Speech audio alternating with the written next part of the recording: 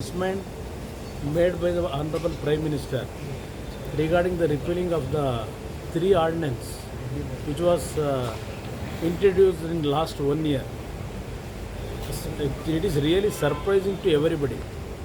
Why suddenly the Honorable Prime Minister has taken the decision to repeal these three ordinance. So now, how he came to conclusion that this bill is not going to helpful to the farming community, whether he has taken for that reason or to get the benefit of support by the people of 5 states which are going to election. For that reason he has taken back, or really these three bills are not going to helpful to the farming community. For that reason they have removed, they repeal it. Those things they have to clarify, because from last 1 year this kind of serious protest by farming community, the government has not honored them. They have not called them across the table to discuss this issue, what are the positive and negative